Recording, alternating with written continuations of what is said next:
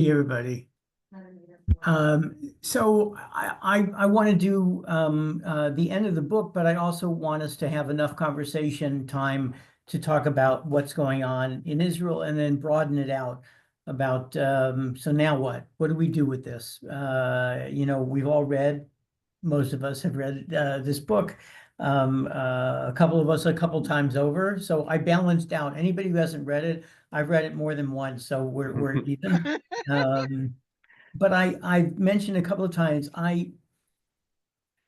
without exaggerating, I think I'm reading maybe 12 journals or articles or newsletters a day about anti-Semitism. I just talked to somebody, the exec here at the Federation. I still want to get a handle on a meta level of what do we do now? What I sent a note out to people whom I really respect, professionals, lay leaders, philanthropists, people in Israel, academics. We're all looking at the same stuff.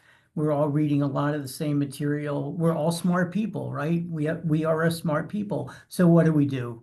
And I'm still finding my way like the rest of us. So let's do the set the table and take a look at the ending of the book and see where that takes us. I'm at for those who are following along in their hymnals, 99. His chapter is called Why Israel. His chapter is called Why Israel, but there's not not a question mark at the end. There actually is no punctuation. It's not a period either or an exclamation mark. But I think for Levy, this is a statement. It's not a question. It's why Israel, not why is there an Israel? I think I mentioned to you before, bears repeating, we had a fantastic science teacher, middle school science teacher in Mandel. She's gone on years ago to do her doctorate in science education. And a lovely woman, happens not to be Jewish. And she went on a number of our Israel programs, both as staff person and as a teacher chaperone for our eighth graders. And after being in the school, I think she was in the school all total, maybe 6, 7 years. But after about 3 years, she came to me. We were close. She's a vociferous reader. She said, "I don't get it, Jerry. You guys are great and hospitable and warm and gracious, and I come from a different background and terrific. So essentially, why do people hate you?" Right? And we've talked about that before. So I gave her a lot of stuff to read, probably more than she wanted, and we had great conversations. But I think it bears exploring. In the 19th century, it was called the Jewish problem, openly. Geopolitically, the European powers, academics, philosophers called it the Jewish problem. Herzl called it the Jewish question, which is nice and PC, but he was talking about the same thing. The world was telling Jews to conform and to change and to be like us. So we did, we tried. So in the 19th century, there was an explosion of nationalisms. There was the unification of Italy under Garibaldi. There was the unification under Germany under von Bismarck, right? There was the Greek War of Independence from the Ottomans, the Hungarian Revolution against the Habsburgs. So everybody was yelling for their place, in the sky. Herzl said, one of his goals, if you've read Alte Neuland and Der Judenstaat, the Jewish state, he wanted a state, quote unquote, like all others. So everybody else is going after nationalism, their own state, instead of being part of these polyglot empires. So he thought, along with many, many others, we should have our own. And if that would be the end of anti-Semitism, because we would gain integrity, and sovereignty and autonomy and power. Herzl actually didn't think we would need power, interestingly. He thought once we had our own state, the anti-Semitism would disappear because people would then respect us and give us gravitas, just like everybody else, like the Hungarians, like the Greeks, right, on and on. That obviously did not come to fruition. Many of Herzl's dreams did. That did not. So we got our own state eventually, but it didn't end anti-Semitism. And looking at today, post-October 7th, Lahavdil, the opposite, it may have induced more of it. I want to read to you in that picture. It's in that chapter. It's a little long, but I think the prose is worthwhile. This is Levy's definition of anti-Semitism. It's interspersed with Jewish history, and that's why it kind of spoke to me. It's on page 104, if you have that. He's talking about anti-Semitism. Yes, indeed, the old hatred. Was it Buckley? William F. Buckley called it the oldest hatred, and not just Buckley, but many people, and not just Jews. The oldest of all hatreds, the one that pursued the Jews from Babylon to Persia, right? From Persia to a Judea first invaded and then deserted by the Romans, who before leaving sacked Jerusalem, and according to Flavius Josephus, filled its trickling streams with the blood of 1,000 Jews, right?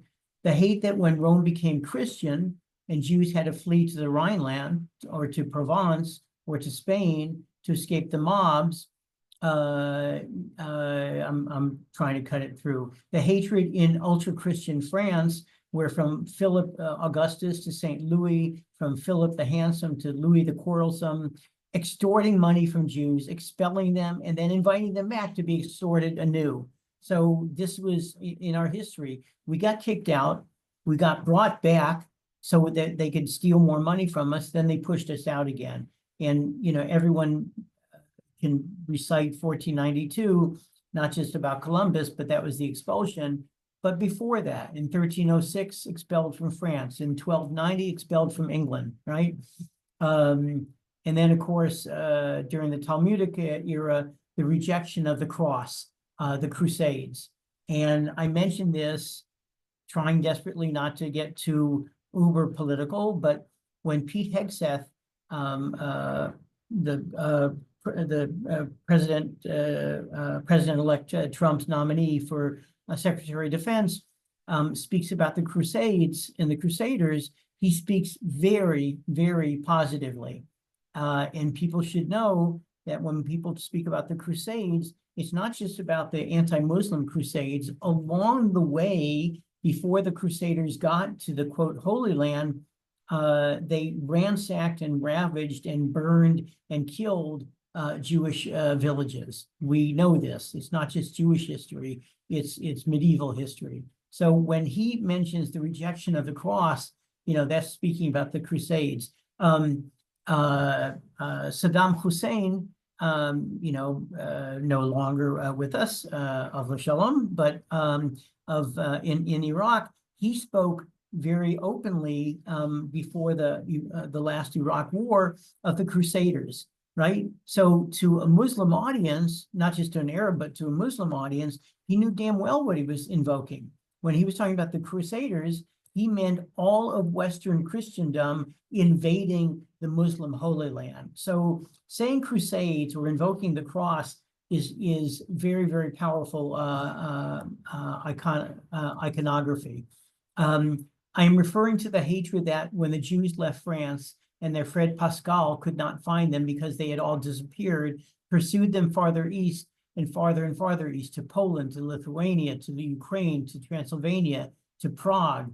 As Kafka wrote, people bathed in the hatred of the Jew, and all the way to the tundras and the pogroms of Russia. Everywhere there were pogroms. So I wanted to mention when Levy speaks about everywhere, not this book, but other history books and history perspectives I've taught to mostly non-Jewish audiences, they bristle at that. They say, I was going to say lo legzim. They don't say it in Hebrew, but they say stop exaggerating, right? Oh, come on. What do you mean everywhere? Yes, everywhere, from west to east, from even north to south, from the antiseptically pure and clean Netherlands and the Scandinavian countries down to the south to the Mediterranean, from the east of Russia and Poland and Lithuania to the west of civilized Great Britain and France. So when we say everywhere, we know what we're talking about. It's the same hate that during the Dreyfus affair made half of a great country rise up to defend a modest Jewish captain who had been unjustly sentenced, while the other half clamored for his death just because he was Jewish. And that's actually pretty accurate. The Dreyfus affair nearly split the country in half. Really fascinating.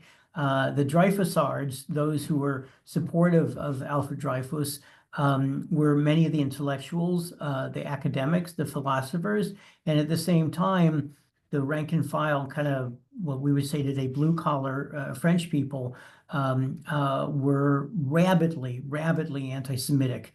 And you can see what happened in France, even in the last 10 years, even more, that there is innate, terrible anti-Semitism in France.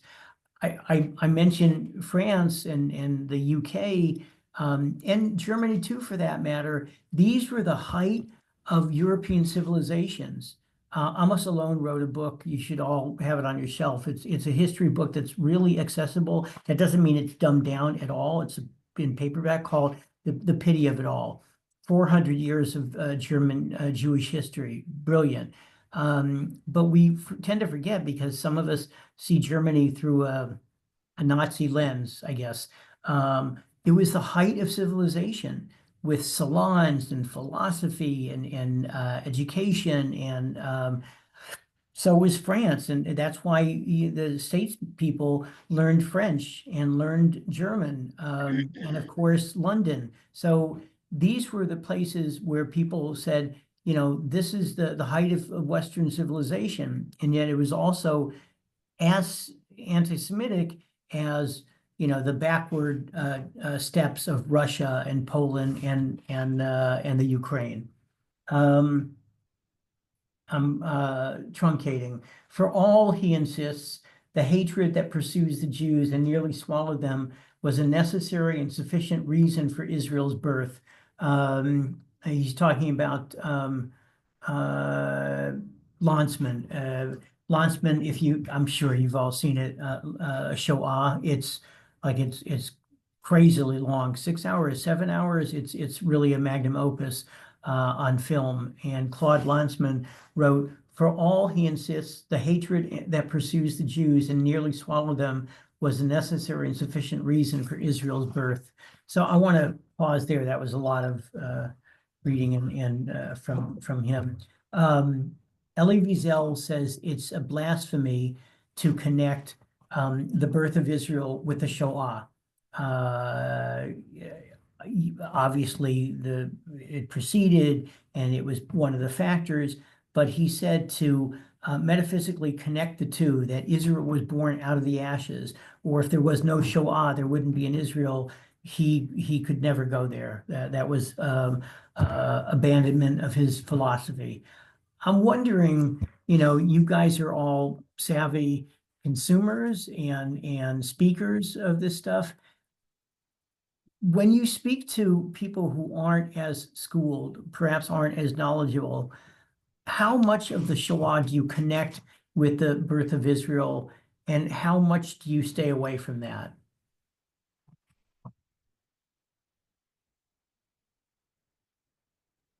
I stay away from it, but there are those who one is speaking with who bring it up. Hmm. It's a progression in time, if you will, that makes the argument for one without really having to think about it. And the usual thing I might say to counter it at all is that from the moment the Romans send us into the second exile, we are yearning to get back. So this is not a Holocaust phenomenon in that respect. And we're already starting to go back as everybody on this call knows, on this Zoom knows, well before the Shoah. And if it had been easier to get there, maybe it would have helped.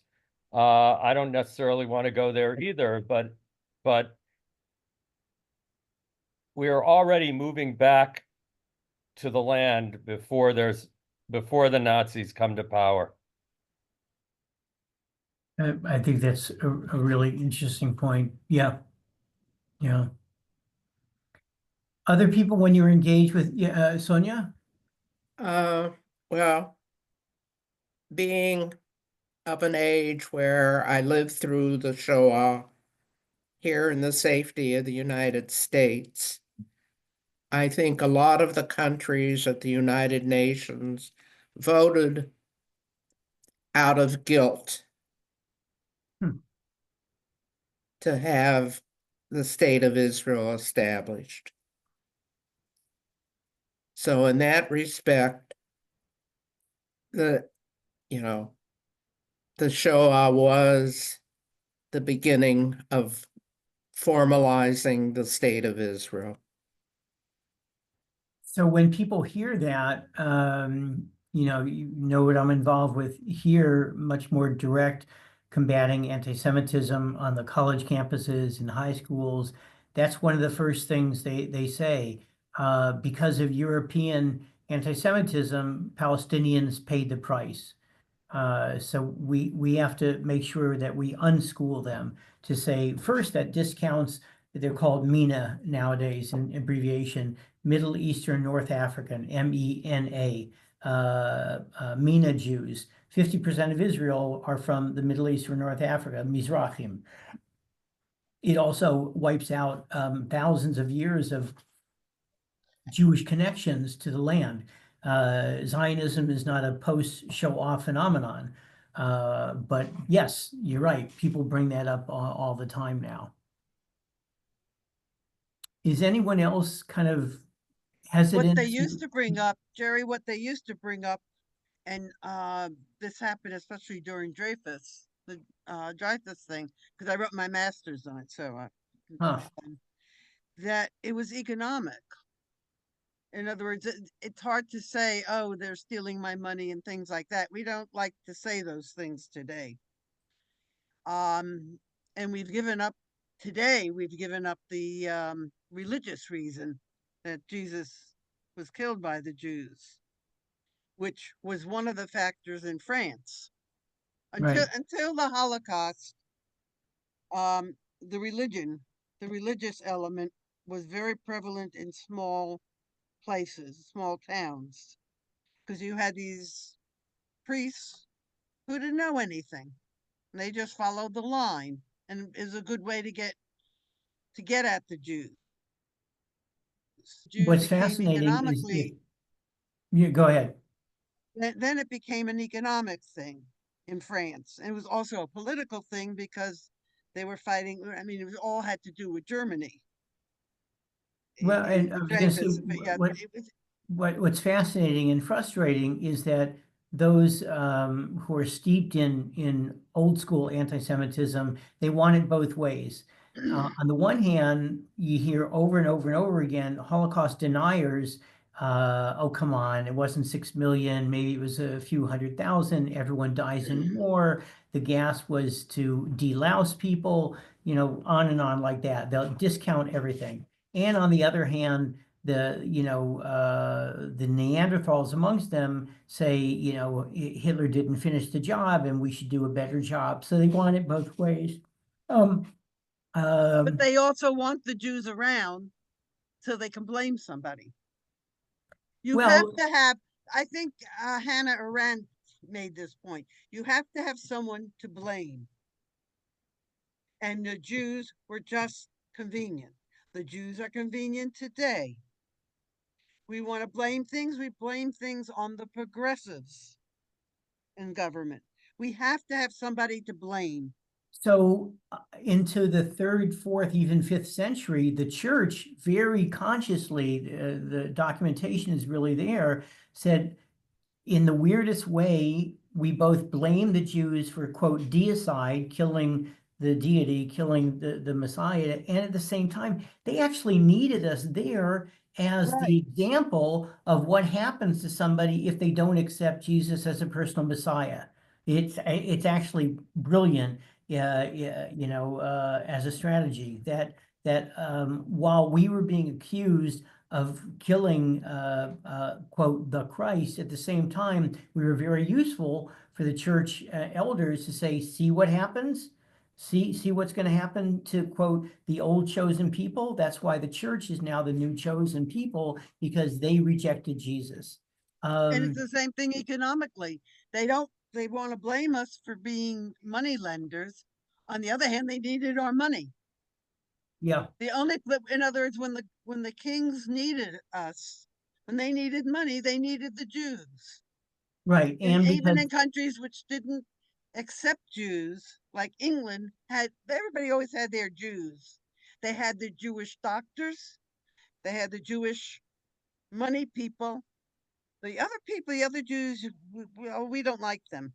well, and they needed us because usury or charging interest was something that the church Was didn't forbidden, yeah. allow. So we got stuck with that, and we were perfect. We weren't allowed to own land, which was the basis of economy. We weren't allowed to go into the guilds, which is the second level of economic well-being. So, all right, you can charge interest, and it also worked the Rothschilds and other families because Jews were connected throughout Europe, so we could develop things like the original banking system because we had, family members literally in the different the different capitals of Europe. The reason for Yiddish, you might say. Yep, yeah. But We were I- also like I wanna- spies, David, Can I precisely make a because of the comment? Yiddish. We were able to, Thank you. because there were Jews who had family, like the Rothschilds had family in different countries. They were able to deliver messages. Yeah, secret messages. intentionally, you might say. Not to mention the merchant classes, but I wanted to throw in one other aspect of this that we haven't talked about, which is the, if you will, triumphal religion versus tolerant religion, if you want to use that word. I'm really struggling for the right word. That's probably not the right word. But my point is that for the Christians and for the Muslims, you have to be, if you're Christian, everybody has to be Christian. If you're Muslim, ultimately everybody has to be Muslim. The Jews never say that. Right. And, We and don't that's have part of what underlies all of this. And then on top of that, what we do say is that we're all part of one big family, and we're all created in the image of God. So for those who like us and them, they don't like that. I think philosophically and theologically, Jews are far more comfortable with a dynamic tension between particularism and universalism. We live in here. That's about Hillel's first two statements.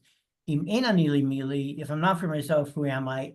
And ukeshani latzmin ma'ani, if I'm only for myself, what am I? We live with both.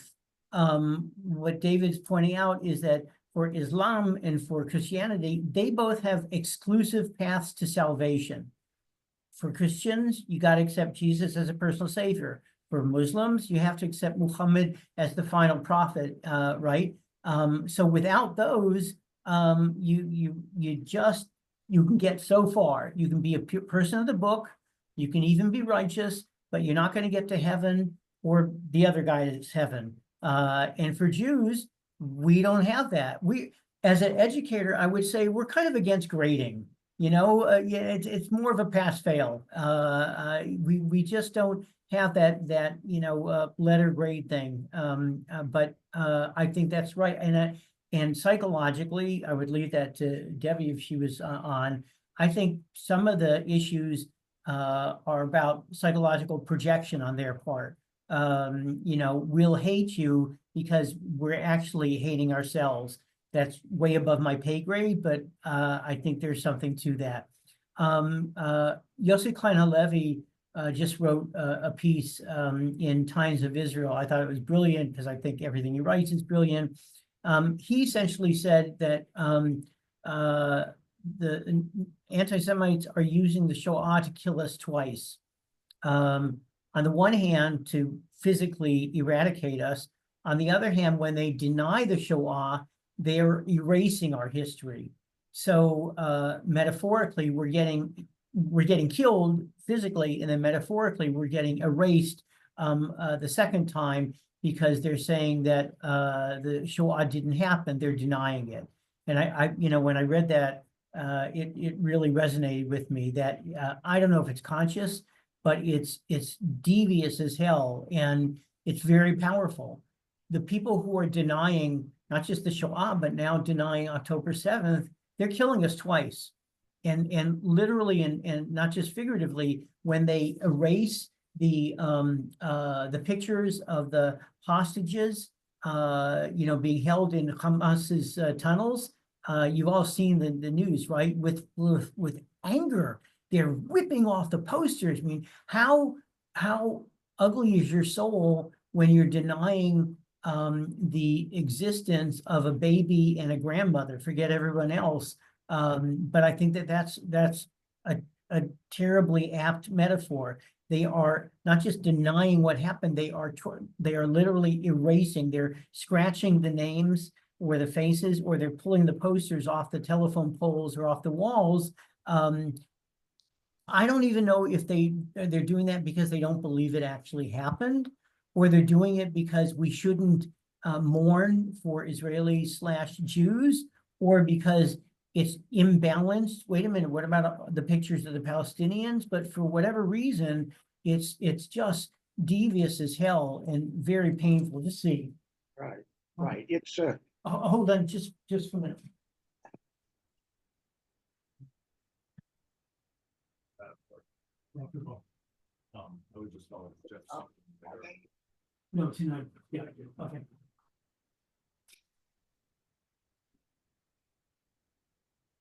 Okay, sorry. Jerry, Yes. it's Ivan. How you doing, Ivan? Okay, well, thanks, Jerry, for suggesting this read. I thought it was an amazing read, although I haven't been able to finish it. I just picked it up. I was able to get through It's very short.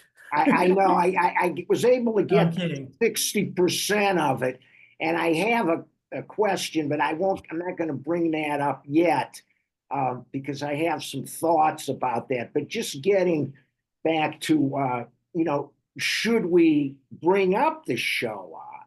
I mean, it's just what you said here is October 7th is a game changer. It's because I mean, there's been lots of wars in the Middle East and against Israel, and we know all of the different battles and struggles that they've had to go through. But this was really a pogrom of the kind that suggests and is redolent of Germany and and Poland and Ukraine and so forth. And we never thought it would happen again. But our motto was, and I believe still is, never again. But here it is again. And it goes back to, I think it's Emil Fackenheim, right? He has, he brackets the two great disasters of Jewish history. When our second temple was destroyed and we were dispersed by the Romans, and the Shoah, the Holocaust, right? So how could we not bring up the Holocaust when we're arguing or we're trying to persuade our Gentile friends or Jewish compatriots that it's important to understand the context, to understand Herzl and Dreyfus, as you talked about. And that was in 1898, and exactly 50 years later, the Jewish people become a state. And nothing has changed. Israel alone is a statement. It's just a simple statement of reality. You can't depend on anybody to come to our aid. I think you said that. Nobody. Is it, I mean, even, okay, take, you know, and not to get into politics too deeply, but the you know, the Biden administration did a lot in these last couple months to help Israel, but they did a lot also to delay and to ban and to make it difficult on them.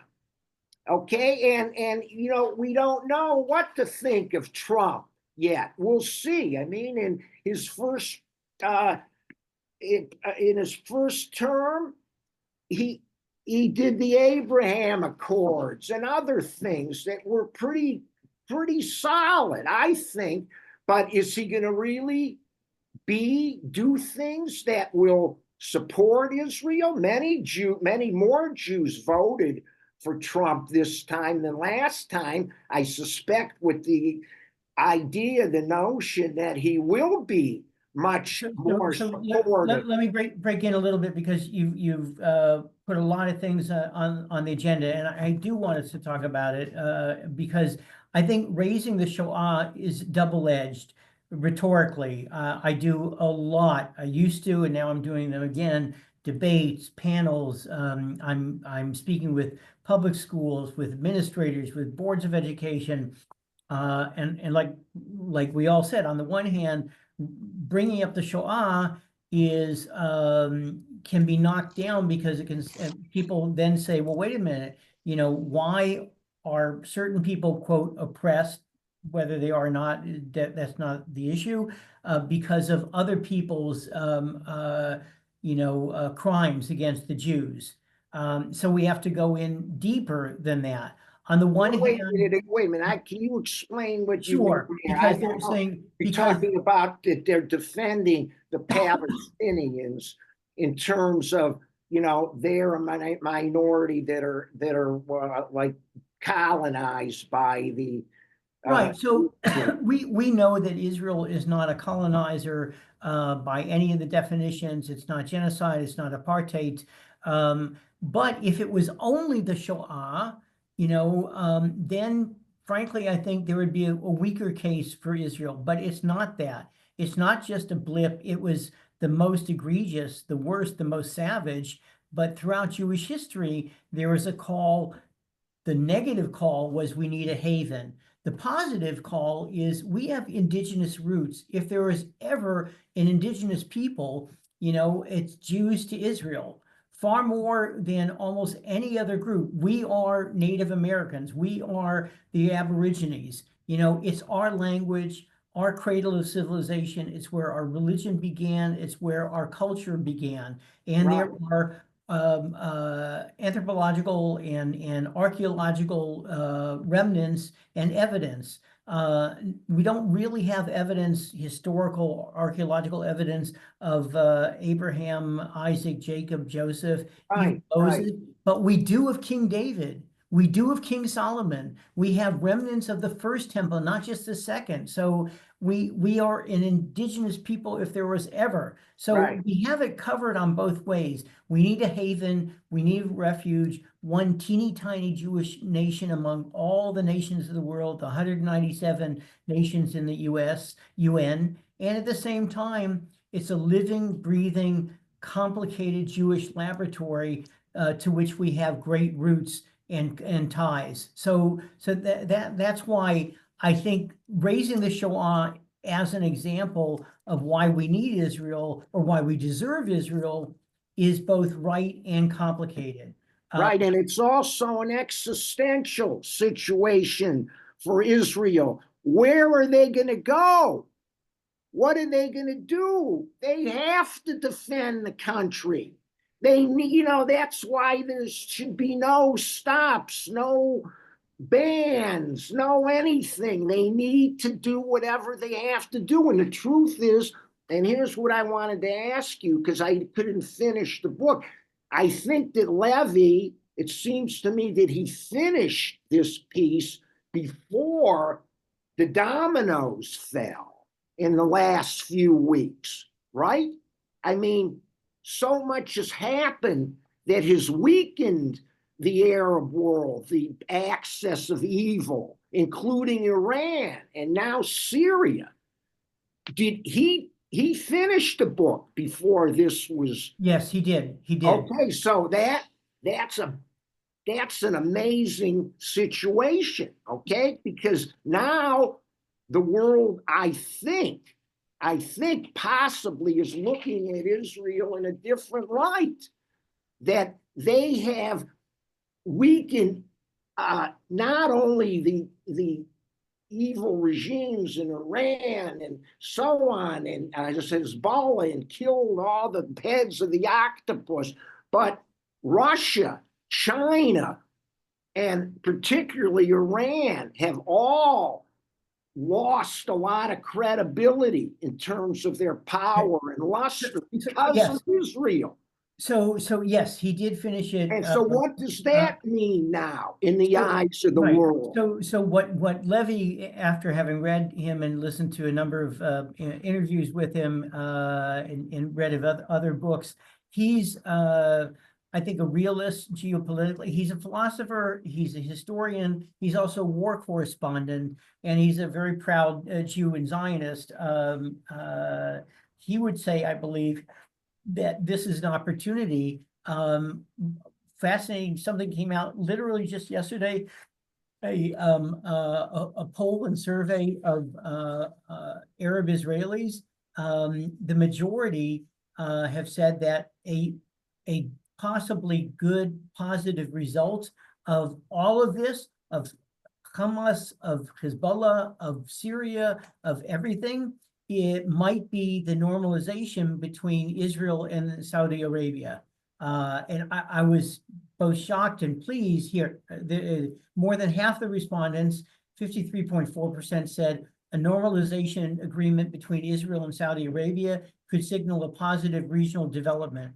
And almost half, 49.2%, said that resolving the Israeli-Palestinian conflict should not be a precondition for such an agreement. That may sound like a bunch of gobbledygook. That's a sea change. I think taking Syria off the board is telling Israeli Arabs that something very positive can happen here.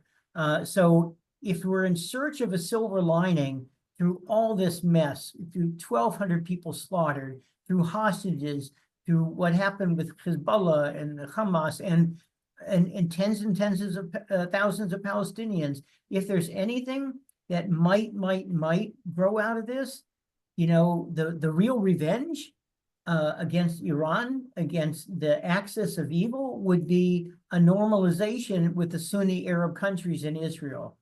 If that, I would never say that the deaths were worth it, God forbid, but if that, maybe something can be salvaged from this nightmare. Now you have to put in, you know, safeguards. You have to make sure that the IDF is strong and that Hamas doesn't come back, and on and on. But it does seem to be at least on the horizon. So I wanted to mention that. I want to go into that a little differently. I've been reading things that I've read before, but in the context of what's going on, yeah, I don't know, many of you probably got this or at least saw it on the news magazine, the racks when it came out. Time magazine, when did this come out? Hold on. It was February of this year. So, you know, things happen so quickly, right? It was the new, I don't know if you can, the new anti-Semitism. It was a fairly long article by Noah Feldman, but the front, at least on the online, was the Brandenburg Gate. I asked Debbie how to pronounce it. She speaks German, I don't. Nie wieder is yes. Never again is now. I don't know if we can say that. If we used to say never again until the next time. There was a comic, because of course Jews have to make fun of even the worst things, and on YouTube, who said, you know, we used to say never again. Well, maybe we meant never again the next time. or maybe the next time. I mean, it's absurd to say what happened to never again. But possibly for Jews, this is also a sea change. Jews in the diaspora, in the States primarily, and Jews in Israel. And that doesn't mean people will immediately vote, quote, right wing or Likud. If you believe the polls, and I believe most of the establishment polls, if a vote was held today, Likud would probably lose 20 seats off the top. Yesh Atid, which got the second highest vote count, might be the largest vote count, in the next election. Who knows? I wanted to raise something else that was brought out in his book. This is, where was this? I think a New York Times piece. When Jews are threatened, why can't Americans condemn anti-Semitism? When, it's probably upside down. When Jews are threatened, why can't Americans condemn anti-Semitism? And he does speak about this, Levy, but I wanted to open it to you because he's really French in his heart and soul. But for us, one, does that resonate with you? Broadly generalizing, are Americans not condemning anti-Semitism? And if that's the case, why? Why can't they? Or Well, okay. Why don't they? I mean, he brings up the meeting in Congress when we had Harvard and Penn and MIT, right? The three heads of those schools sitting in front of the Congress, and they asked them, "What are you taking measures to protect the Jewish students, and should the others that are railing against them, are they allowed to say genocide? Let's perform genocide on the Jews, or the Jews are this, or the Jews are that." I mean, they protect all other minorities and they give them safe spaces, etc., but not the Jews. This is what Levy is saying. Right. Yes. So my question is, Ivan, to everyone else, if that's the case, and they were three female university presidents that testified in front of Congress, and remember, it was cringeworthy to watch them when they said, "Well, it depends on the context," right? Right. So, all right, take the one from Columbia, take the one at Stanford, UCLA. I mean, all right, take some of the high-end universities. But is it really, quote, impossible or hard for Americans to condemn anti-Semitism? And if so, why? Are we not doing something? Are we not saying something? Is it the educational system? Is it innate Christianity in this country? I mean, I'm fumbling for an answer myself. It's so overt, it's so ugly, and obviously there are people out there who call it for what it is, who name it, who condemn it. So one, is that true? When Jews are threatened, why can't Americans condemn anti-Semitism? And two, if it is true, why? I have a great niece, very close to our family, very bright. She went to Brandeis, very reasonable on the surface. All of a sudden, she stops calling her father, Jewish father, that did everything for her, went off to all private schools. She had a grandfather that talked to her a lot about the rights of the Palestinians and how they were suffering injustices, and that the whole apartheid thing and the colonialist thing, and that they're a colonial power, and she has cut off relations with the family completely, and she's espousing all of this stuff. I mean, to me, that's a kind of a brainwashing. Okay, so let me pause right there. Do you think you, plural, not just Ivan, but everyone, if that's true, and they're getting a lot of press, people on college campuses, the quote young, whatever young means, college and people in their 20s, is it that they've heard this from their professors and their peers in social media? Is it something even deeper? Does it go beyond the college and 20-something? Your peers, people in their 30s, 40s, 50s, 60s. How extensive is this inability to condemn anti-Semitism? Let me just say that I don't think it's nearly as monolithic as that. I really do feel we still have friends. We get votes in Congress mostly the way we want them. We we get statements made by all kinds of people, maybe not on college campuses, that are essentially helpful. At the same time, obviously, we have a problem on college campuses. We, as a community, used to do a pretty good job everywhere, but we let some of our Arab enemies really do a much better job on college campuses in terms of paying for full professorships and then having them staffed by the people they wanted to staff them and things of that sort. And those people are teaching impressionable kids. So I think that that's part of the problem. I do think that the other side of the coin, though, that kind of feeds this is how this conflict has been pushed into and remains front and center. Nobody talks about the killings in Darfur. Nobody talks about the killings in Niger and Nigeria. Nobody talks even that much about Ukraine these days compared to this, or any number of conflicts around the world that involve civilian deaths that nobody talks about.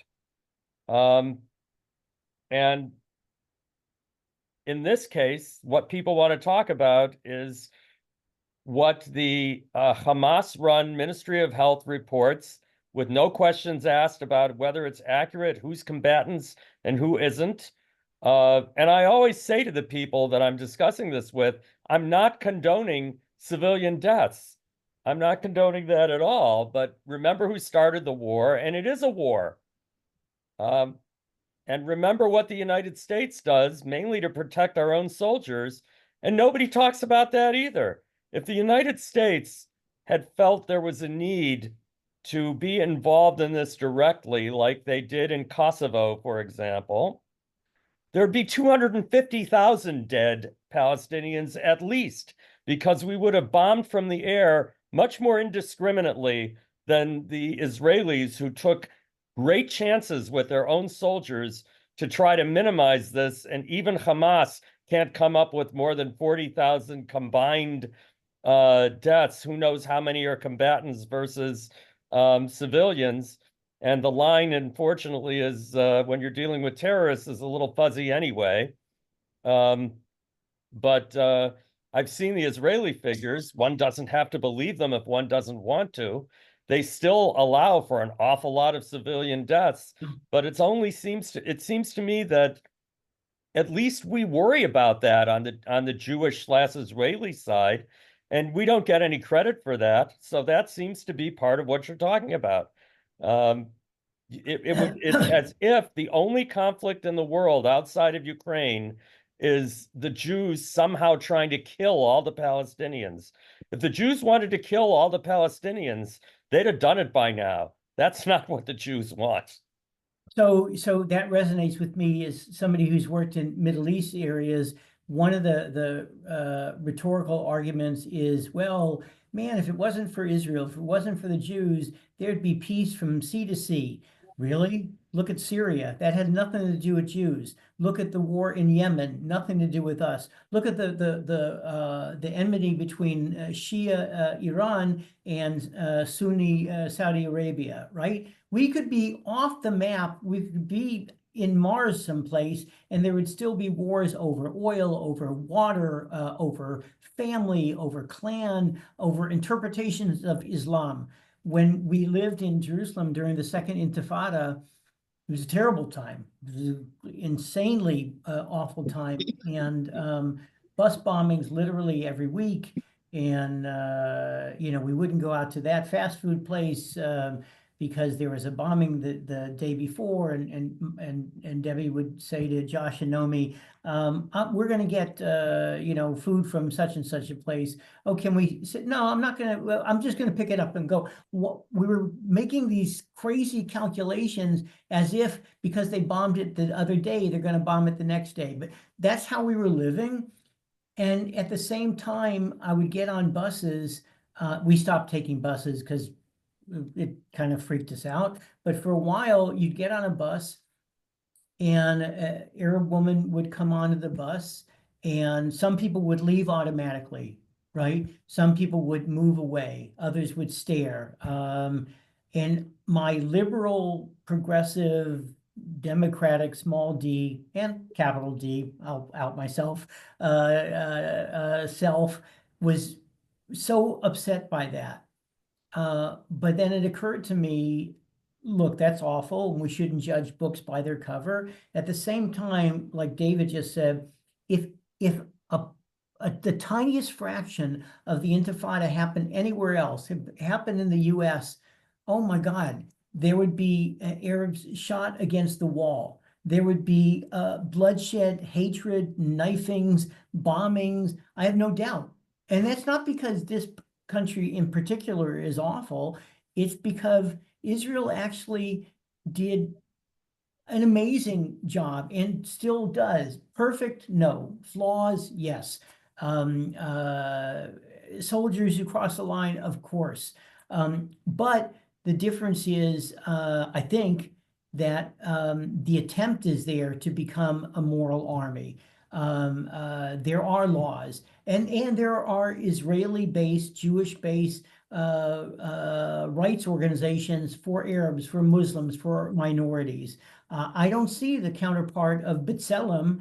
Some of us are upset with B'Tselem. I take it as pride. I don't agree with everything they say, but I take it as pride that Israel's society can develop something like that. Where's the B'Tselem in Syria, Egypt, Jordan, Lebanon? It doesn't exist. Right. So, Or among the Palestinians. Right. Exactly, Jerry. And the other side of the coin, I have had a little bit of success with this, although sometimes I think it's not success and it just gets people to quiet down, but they don't necessarily change their mind.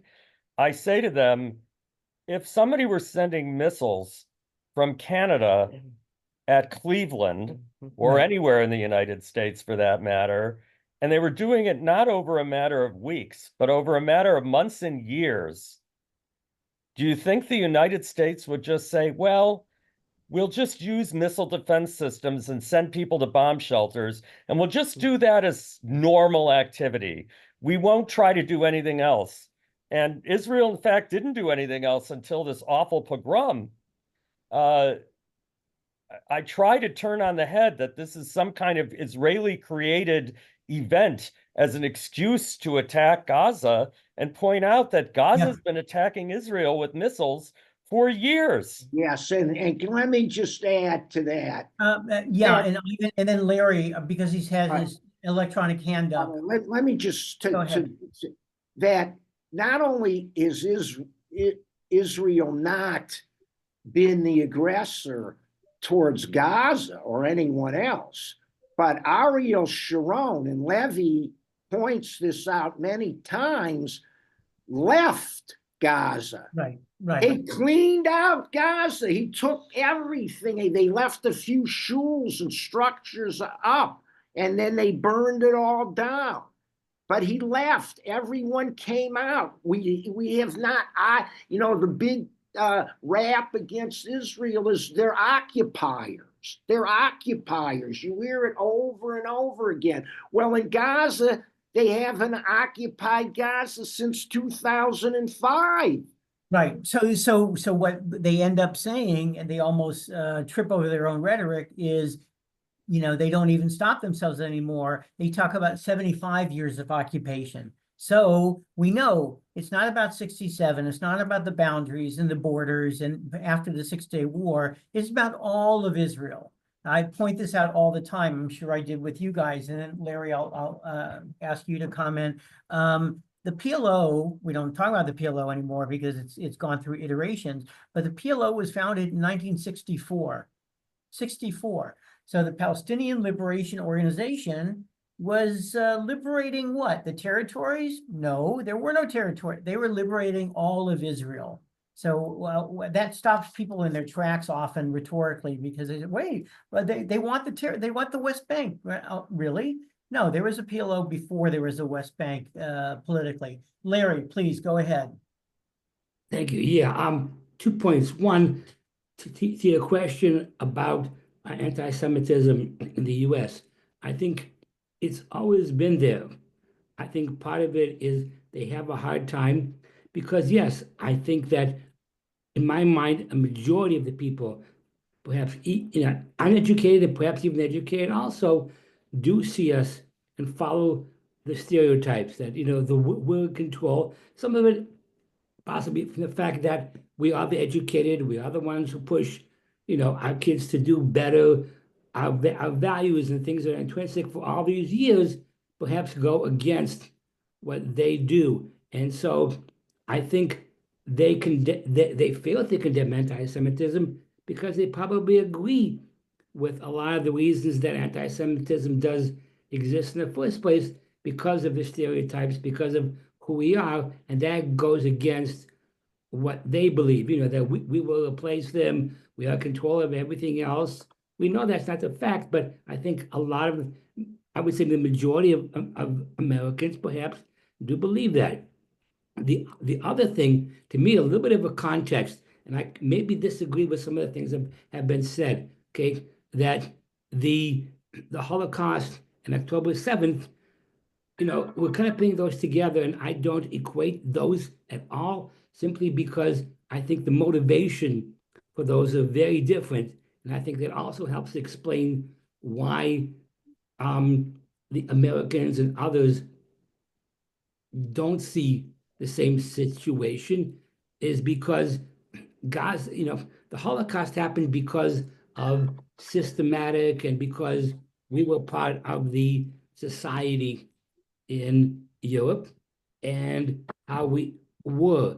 I think the reason that Americans don't condemn, Palestinians, everything else, is because they see the Palestinians as the underdog. We say we're not occupiers, okay? No, we're not physically occupiers, but how many of us, even within this group, know that the Palestinians are not allowed to go, even though they live, with 5 feet from the beach, they're not allowed to swim. They can't export things. They have no economy, they have no way of sustaining themselves except in that small little enclave. They don't leave the country. I don't know if it's because nobody wants them or because Israel forcibly says you can't emigrate.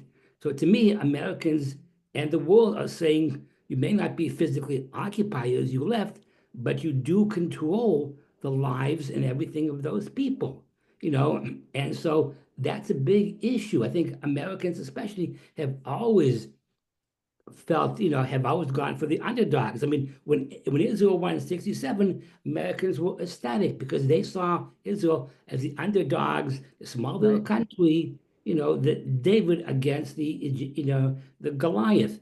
All of a sudden, things have turned around. It's the exact opposite. So to me, I'm not saying it's justifiable, obviously, but it's a whole different situation of why Americans see that, yes, the Muslim countries and the Arabs in the U.S. perhaps do a greater job as propaganda, but I think they speak to the idea that of colonization, because people believe that colonization occupies everything else. One, because they don't understand the history, but because they do see Israel as controlling the lives of the people in Gaza, and it's very easy for them, to sway the people who are not familiar with the situation that that's the case. So thank you, Larry. I think there's a few things in that. On the one hand, Americans, I think you're right, love an underdog. It's baked into our national psyche, our national DNA. Not always, because we also like, quote unquote, the strong man, the rugged individual. Countries are complicated, right? But generally, we like the story of the second chance, the underdog, the David versus Goliath, which was clearly Israel after the Shoah, after 56, after even 67. Really, 73, I think, turned the tide because 67, it was, wow, look at this little scrappy country, what they did to fend off 6 of their neighbors. Amazing, amazing. 73, something else happened. It wasn't just, wow, look what they did. It was that damn oil embargo. And that really, if you all remember, right, oil lines and every other lines for odd and even, and businesses suffered. I think that really hurt. Then there was a little blip in Entebbe in 76, but then we hit Operation Litani in 78 and the Lebanon War in 82 and on and on and on. A few nice little packages of PR here and there, but for the most part, Israel's growing in ascendancy, and the Arab countries and the Palestinians, even though some of them are, quote, guerrillas, terrorists, bus bombings in Israel, hijackings around the world, the narrative changed. I think broadly, on a meta level, that's one. The other is, I think David referenced it, as did others in previous conversations. They got smart, you know, the Qatar and the UAE to some extent, funded to the tune of millions and millions of dollars, think tanks, right? Professorships. They organized. And, you know, part of me says, well, man, good for them. That we fell asleep on our watch, that's not on them, that's on us. We used to kind of laughingly and jokingly say, oh, if we only had better Hezbollah and the Israeli, you know, PR spokespeople, they can barely speak English and they're gruff around the edges. Yeah, maybe. But really, we should have learned from what the other people were doing on college campuses, in city council meetings. A lot of what I do in this new position, I meet with mayors of tiny little cities, and people think, what's the Irvine, California is not Los Angeles or New York. It's not the great state of California. It's not the federal Congress. It's a tiny little nebbishy nothing. No, it's not. First, it's not because of the demographics and who lives there. Second, it's not because I guarantee you the person in Congress today started in city council, started as a county supervisor. So it's, you know, woe unto us if we don't develop relationships and get to know people and get them to know us and take them to Israel when they're in a city council or a board of education, because in 12 or 15 years later, they're going to have more influence. And it's kind of crazy. We're, like I said, we're supposed to be a really smart people. Sometimes I wonder, because we knew that, we know that. So there's been a resuscitation. I mentioned to somebody on the staff here, I gave her a mini discourse about the history of community relations in this country. The community relations field kind of grew out of World War II. So the alphabet soup of organizations, ADL, AJ Committee, there used to be AJ Congress, JCRCs, they all grew out of the Second World War after the Shoah, when we looked at each other and said, hey man, we actually do have some influence and power and money and ability, but we kind of tamped it down. We didn't use what we could have used. It wasn't a foregone, you know, some of us knocked on doors, and Rabbi Stephen S. Weiss and others, and Judah Magnus, and they went to FDR, and then they went to Truman. So some Jews exerted influence and power, but not a lot. It was in the days of Shah still, let's work behind the scenes. We don't want people to see that we're so powerful and influential. It took the Shoah for us to wake up to say, and it took 67 for us to say, now we can be proud of Jewish power. So we started exercising it a little bit more, and we created something called NACRAC, the National Jewish Community Advisory Relations Council, big crazy title. And JFNA used to be the Jewish Welfare Board, and then it morphed into something else. But we started exercising our power and stretched our political limbs. I think the 90s was a blip, an optimistic silver lining in a very complicated world and a complicated America.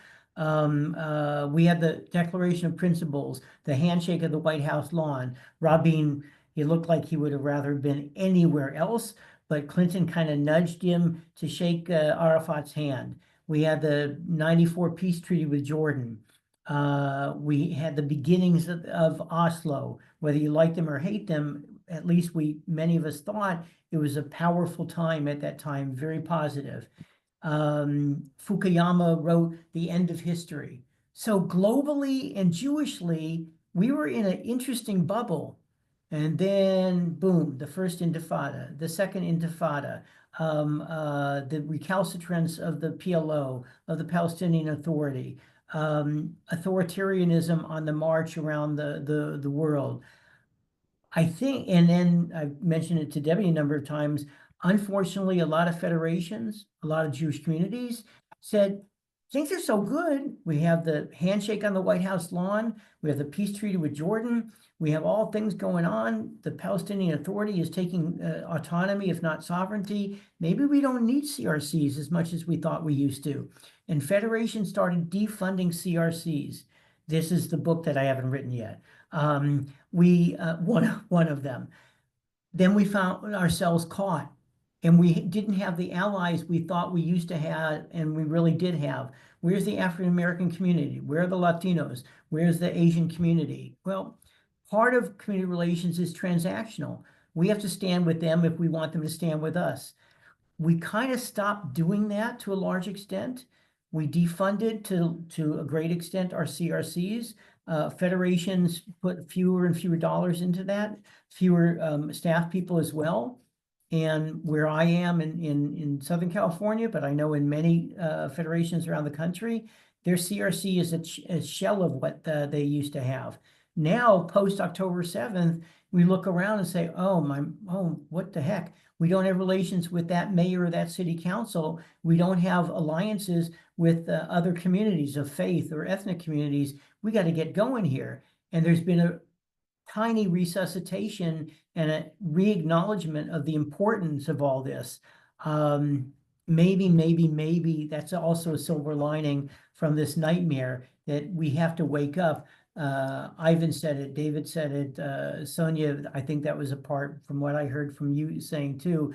We have to look at this with a fresh set of eyes and old eyes.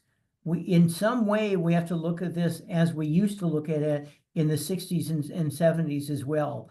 I want to go back to the book a little bit, and then we have a little bit of time just for some other questions. He does say that we dropped the ball in Israel, but he repeats and goes back to, firmly, but the responsibility lies with Hamas. It's not Bibi. You could say all kinds of things. It's not the IDF, which dropped the ball in a lot of ways. It's not with the judicial reform nicks who wanted this, or the marchers of the street. All that's complicated. At the end of the day, it's Hamas. It's the people, who wanted to murder and massacre and destroy. But I'll also go back to this that just came off the wire service yesterday. Arab Israelis show increasing sense of shared destiny with Jews in Israel. It was a Tel Aviv University study, a very respected, the Konrad Adenauer Program for Jewish Arab Cooperation at the university's Moshe Dayan Center. Only 9%, I took solace in this, only 9% of Arab Israeli respondents said that their Palestinian identity is the dominant component of their identity. I'll say that again. Only 9% of Arab Israelis said that their Palestinian identity is the dominant component of their identity. That's a huge sea change. That's very, very different than 10 years ago, much less 25 years ago. They also said, hold on, Sheila, 33, almost 35% noted that Israeli citizenship was the dominant component of their identity. And then less than that, 30% cited religious affiliation, and then less still, about 25%, their Arab identity was the dominant element of their personal identity. What that means, there's a lot more data to explore. What it means that Arab Israeli, not people who self-identify as Palestinian Israeli, so not people in the quote territory, and not Jerusalem Arabs, because that's also a subcategory, but somebody who lives in Nazareth, somebody who lives outside of Jerusalem, somebody who lives up north in the Galil, only 9% of them see Palestinianism as their dominant form of identity, and 34, almost 35% said that Israeli citizenship was their dominant identity. First, I'm surprised, but I'm also pleasantly surprised. I think if those numbers keep going in that direction, that bodes very well. Sheila, were you going to say? I think part of, I've been reading some of that same stuff on MSN News. And I think one of the things that's being, they're beginning, maybe one of the good things coming out of all this is that they see what Hamas has done to their own people. They see, for example, the Palestinian, the PA, excuse me, the PA is in Jenin. They are trying to kick out the Hamasniks, the jihadists, whichever group is in there now. They're beginning to see there's a difference between Hamas and I think in Syria too. Whatever happened, they see that they're just destroying everything.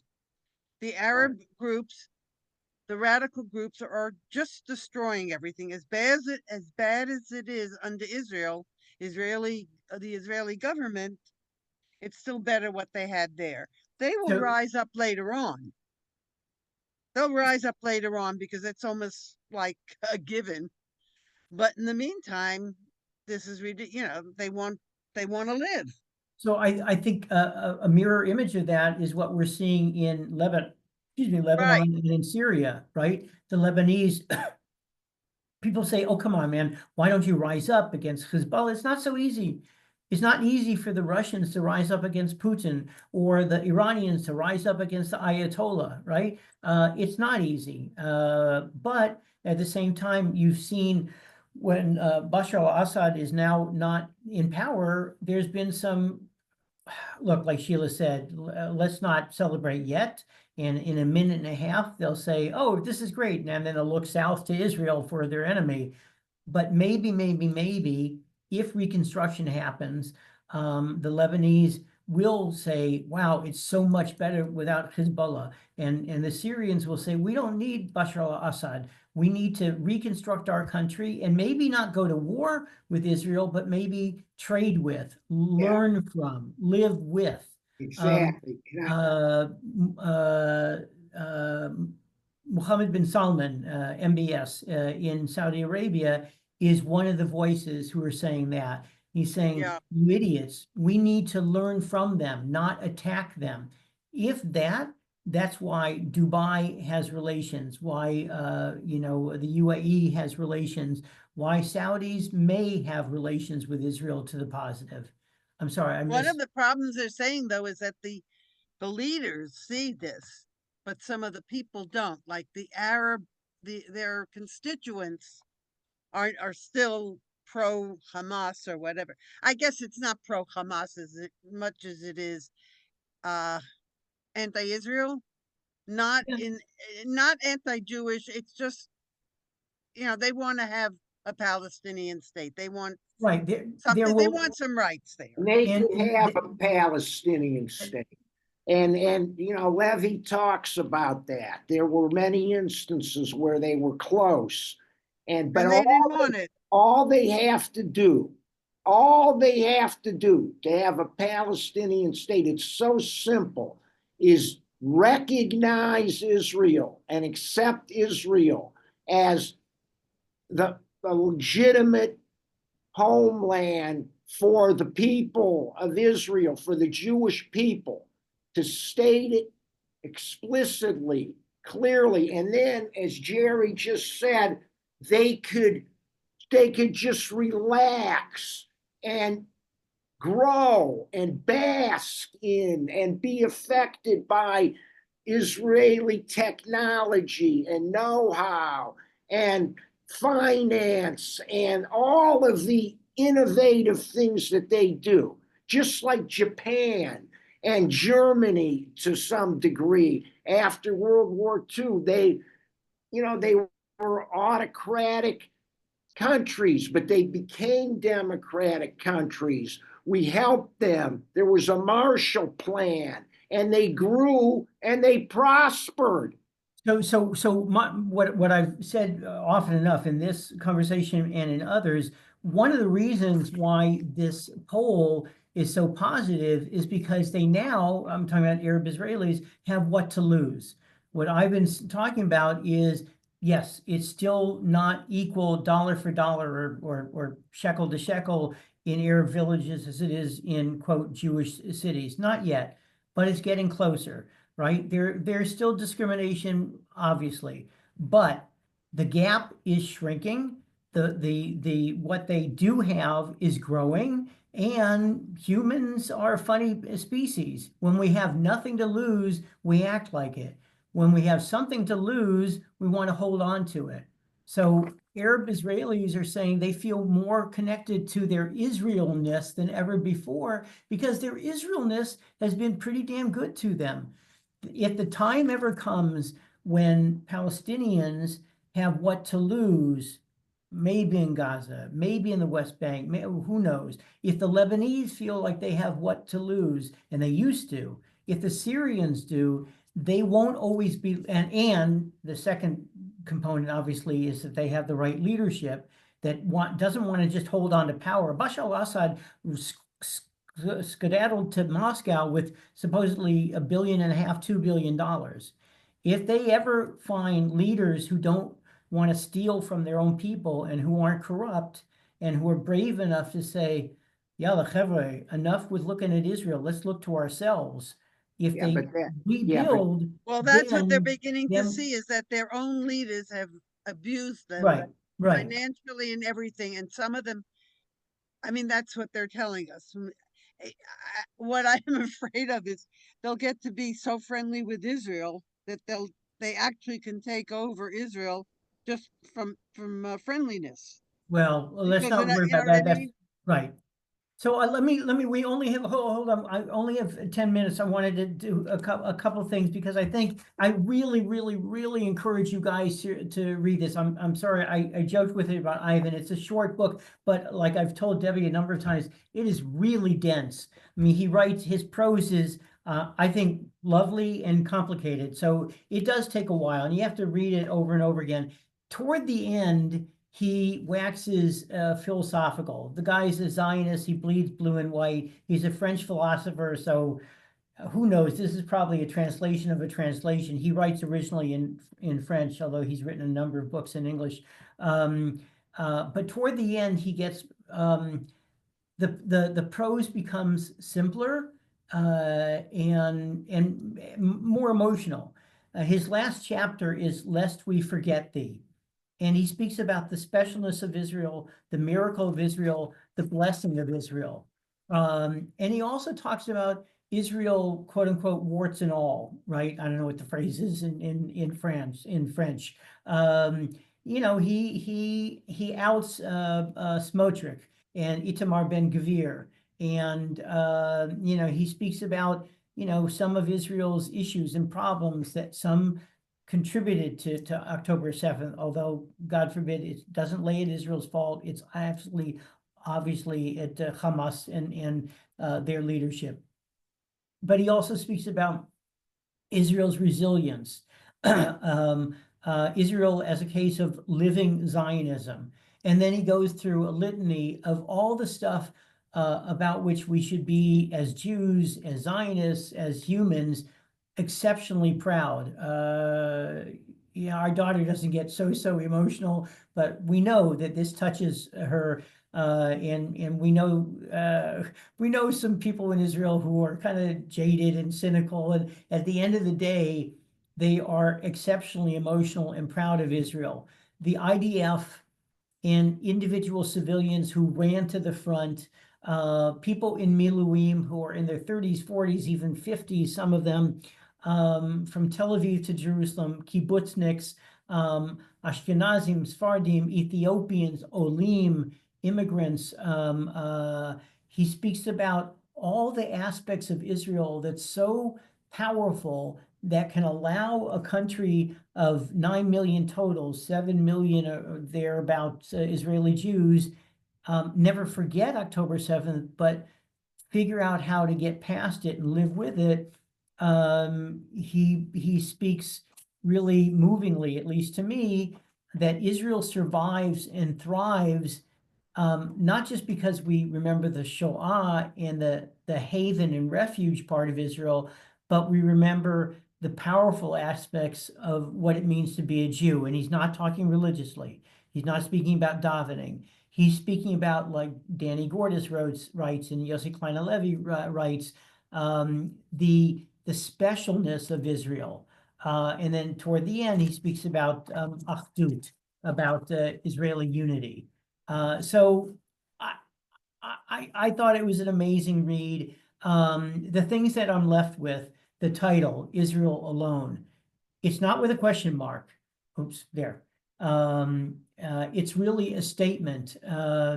Israel is alone. Now, I wouldn't say alone because Israel has the diaspora, and we do have friends in Congress around the world. But as a nation state, he, as a philosopher, sees Israel as alone. Now, the second question that's begged from that, was it always alone?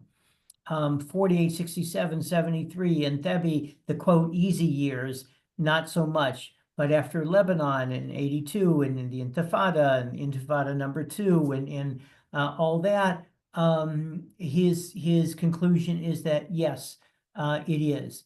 Then the question on a meta level says, are Jews alone?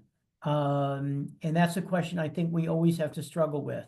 What do we tell our children, or for some of us, fortunate enough, grandchildren? You don't want to go to a 5 and 6 or 7-year-old and say, you know, sweetheart, we love you. Uncle and Aunt so-and-so love you. Grandpa, Ima, Abba, we all love you. The rest of the world, the jury's out on that. I don't know if that's the message we want to give, but at the same time, we want to be very open and honest with our children and grandchildren as they get older. Let me pause. There's just one or two closing remarks, but I just want to see if anybody has anything that they'd like to add before we sign off.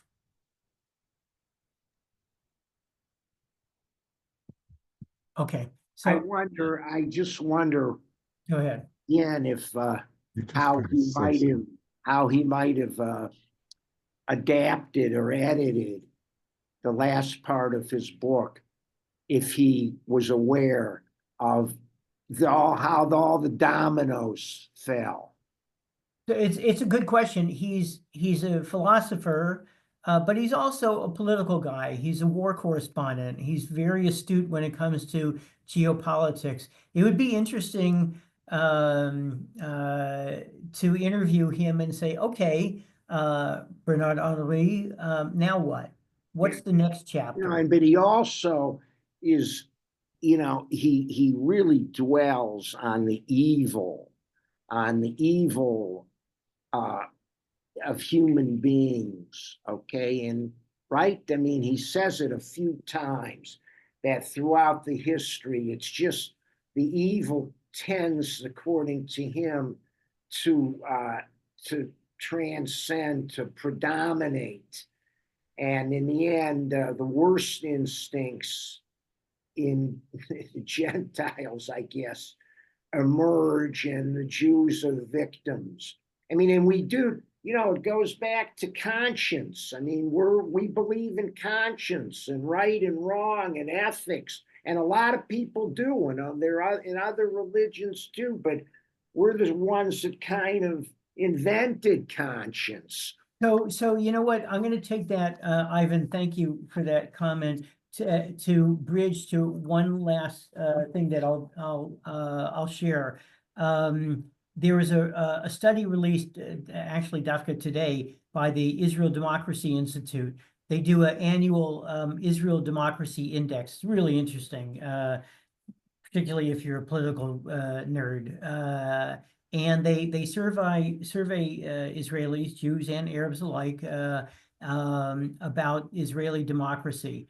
More than 80% of Jewish Israelis believe that they can count on their fellow citizens in times of trouble, compared to only 25% who believe they can rely on the state when times are tough.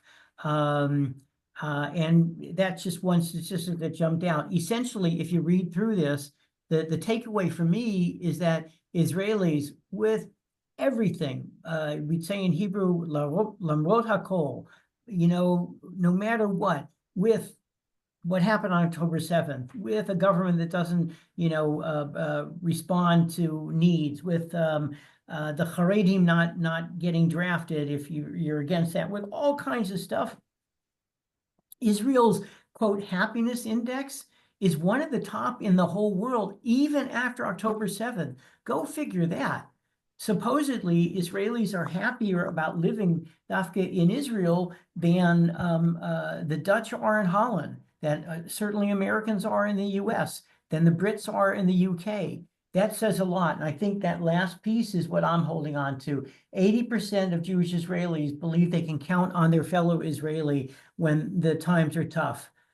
That's something. So look, That's Jewish. and I think we can all rely on ourselves. We study together, we daven together, we dance at each other's weddings, and we mourn with each other at each other's funerals. That's really a privilege to be part of a community like that. I've really enjoyed this. I hope you have.